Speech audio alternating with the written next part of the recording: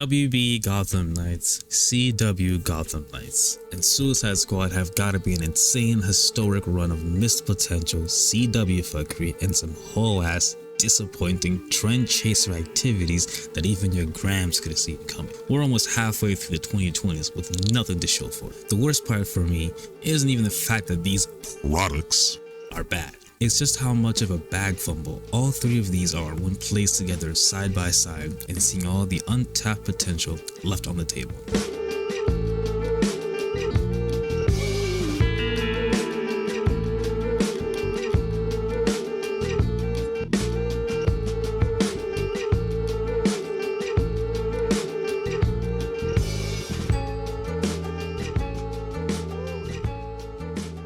We all already know they should have just made a co-op game instead of a live service, but let's keep it a buck.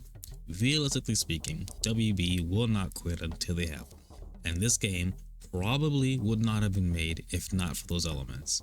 So let's take those live service aspects and do what WB should have done and put a Batman spin or twist on them. For example, each faction in the game would drop a specific material tied to the already existing elements in the game that correspond to them. You then use those mats to create specific gadgets and suits using Wayne Tech R&D, which the Knights should already have access to since Grayson was given the company after Bruce died.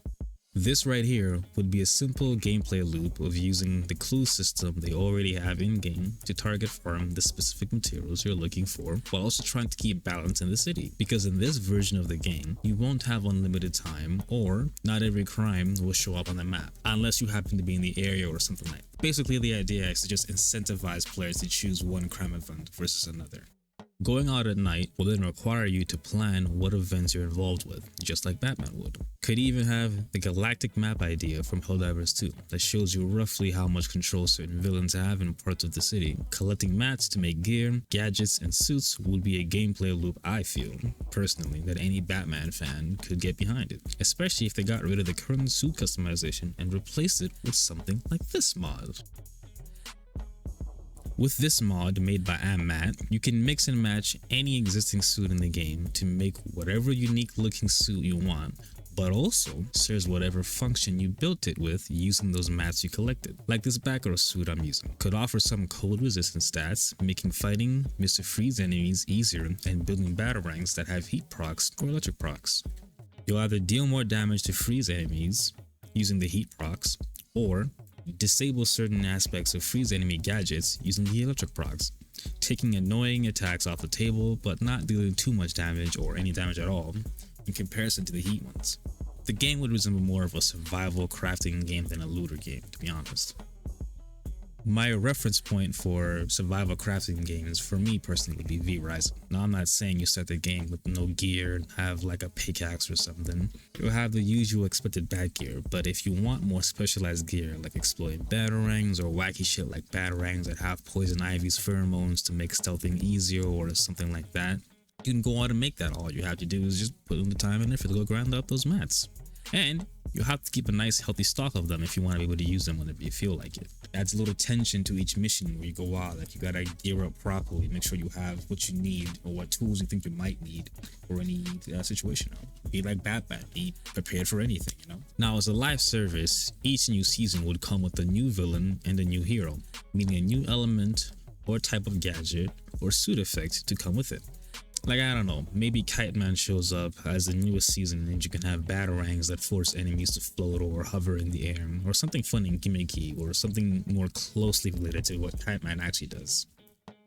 Each new season and villain is an opportunity to add something new for players to grind for in terms of gameplay, and the new hero would be a new playable character to add to the roster. The roster of characters to make suits and gadgets for, adding instant value or relevancy to previous missions or previous ideas that they created beforehand that didn't really get too much love. This is a rough draft of what I imagined the Gotham Knights game could have been. Following that would have been Gotham Knights TV show. Which, let's be honest here, I'm grasping at straws here, but at the very least, the TV show could have served as a potential grounds for all new original characters that could have been made into future DLC for the game, as some kind of seasonal cross promotion, you know, the watch them in the show, not playing the game type shit, or even take villains from the show and have them feature as mini stories or side investigations instead of a dedicated seasonal content, unless it's for like the finale of the TV show or season or something, you know? Suicide Squad's use of multiverse could have been used as an easy way to explain how villains from Gotham Knights game or show end up being playable characters in the Suicide Squad game, and how heroes from Suicide Squad can be introduced there, and how heroes from the Suicide Squad game can be introduced there but later become playable in the Gotham Knights game instead of being a cheap way to plug retcons. In Suicide Squad you play as the villains, and in Gotham Knights you play as the heroes. This level of cross promotion could have been some hype shit for us on DC to mull over, sink time to, and dollars into. Baffles me, legitimately baffles me how WB, CW, and DC let this opportunity die. We well and truly missed out on some absolute banging DC gaming content in the 2020s, for sure.